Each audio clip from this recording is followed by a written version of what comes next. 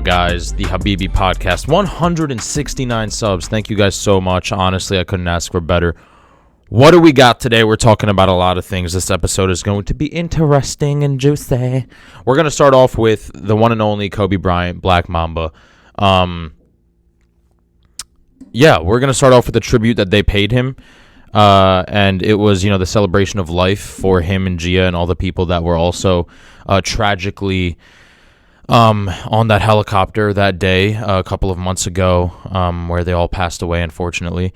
And, you got Michael Jordan, you got Shaq, you got Kobe's wife talking. And one thing that I found really interesting was Michael Jordan took the time to actually talk. Forget about the crying, forget about everything. Just took the time to talk, man.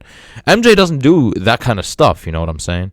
He doesn't go around talking this, that, and the third every time. The guy's a private dude. Unless he's endorsing something or he's promoting something that he's created, he's taken the time to create. But he came on the segment and he actually spoke about Kobe. I'm like, dude, you know what's crazy is, I don't know. Kobe asked Michael Jordan his whole career about things that you should learn. It's like things that he wanted to learn about basketball. Michael Jordan was saying that every single time Kobe wanted a question or he needed to ask him, how do you do this? How do you do that? How do you fade away? How do you cross over? What do you really do when you want to teach your child? It's like he had so many questions, and he said he was texting me at like 3 a.m. Kobe's texting MJ at 3 a.m. talking about how do you improve your fade away? How do you improve your crossover? How do you improve your free throw? That's how you've achieved greatness, when Kobe Bryant is looking at you for lessons. It's like that's how much Kobe Bryant loved MJ. He was actually literally on the phone like, man, I just want to text him, 2 a.m, probably laying in bed on his side, and he's probably like, man, I got to improve my fadeaway. And so he's texting MJ, like, the power Michael Jordan had over him. You know what I'm saying? Shaq, as usual, even in light, even in darkness, Shaq could find a light. The guy is broken, I understand that, but he was cracking jokes left and right, and it was, heartfelt, warm jokes that are remembering Kobe. One thing was that he said, hey, Kobe, stop being so selfish, there's no I in team. Kobe was like, yeah, but there's an M-E in team. And, that's just it's crazy to see that, like, there's such a big brotherhood with these guys, and Kobe's gone, and then his wife spoke, and his wife's speech was heartbreaking. Actually, honestly, the speech was more heartbreaking from Gia's point of view, because she was saying, I can't see my daughter get married, I can't see her do this, that, and the third. Man, that got me so teary-eyed, because, like, I'm not saying losing your husband is easy, but just losing your husband and then losing your daughter, it's like, geez, man.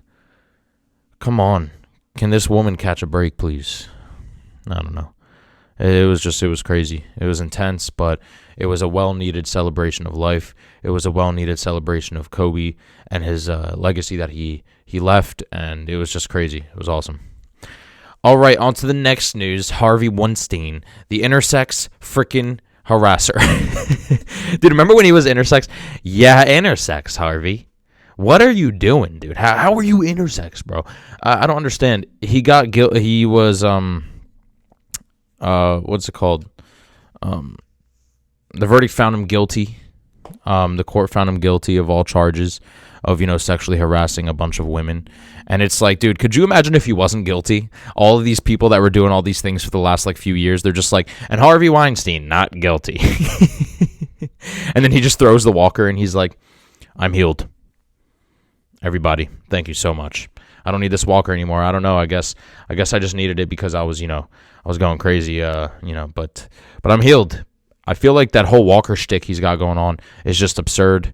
But, he was found guilty. They're going to have to give you a walker in jail, my guy. Just do me a favor and carry that walker in the shower, bruh. Because if you don't carry that walker in the shower, we're going to have some problems. And the microphone is about to fall. You know what I'm saying, Harvey Weinstein? You better carry that walker in the shower, bruh. You know what I'm saying? Because if you can't walk and you end up dropping some soap, you know what I'm saying? Good old soap joke. All right, that's enough. Honestly, he deserves it. I mean, what else do you want me to say? Like, he deserves it. Harvey Weinstein is a weirdo. Guy's a creepy ass dude. Sorry, I don't curse on the show, but I do make an exception for these kinds of stories. The guy's a creep. Never liked him, never will. All the people associated with him acted like they didn't know what was going on. It was going on in Hollywood for years. Meryl Streep, Gayle King, you weirdo. You knew about Harvey Weinstein. Stop playing around, acting like you don't know what he did. Oprah, Meryl Streep, Seth MacFarlane even said, like, yeah, ladies, you could finally stop liking him.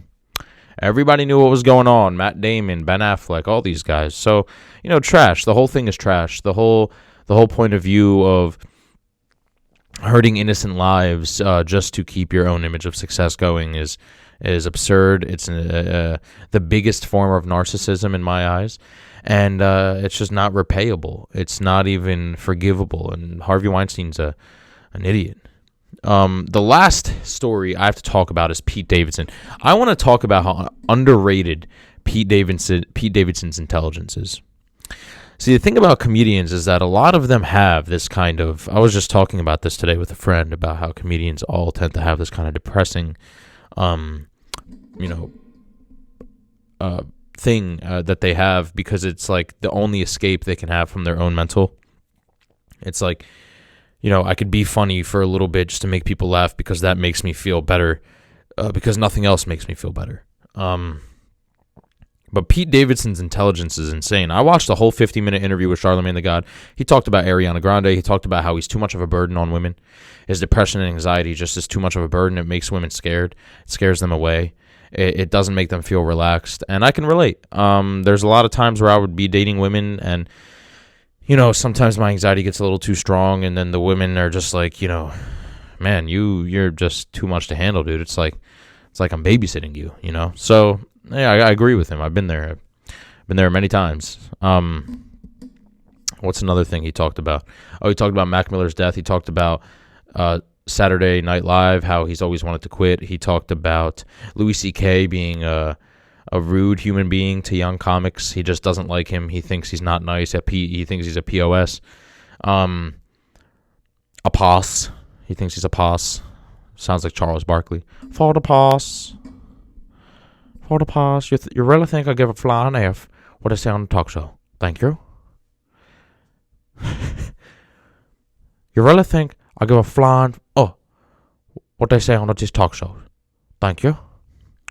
She goes, Shaq, you can't do that for the past.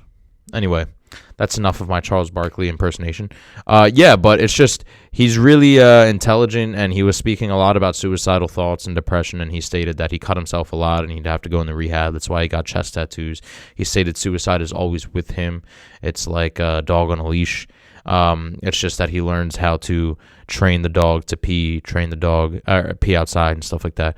He matures with the dog. So, and, figuratively, metaphorically, the dog is suicide in this story. So he just doesn't do it because he has a family. He doesn't want to leave him behind. It gets bad sometimes, but fortunately he has a lot of friends and family to kind of like pick him up in this time of need.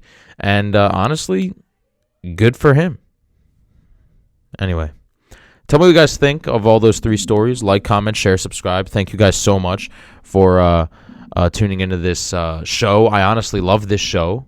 Seriously, subscribe. And I'll see you guys next time. Peace out.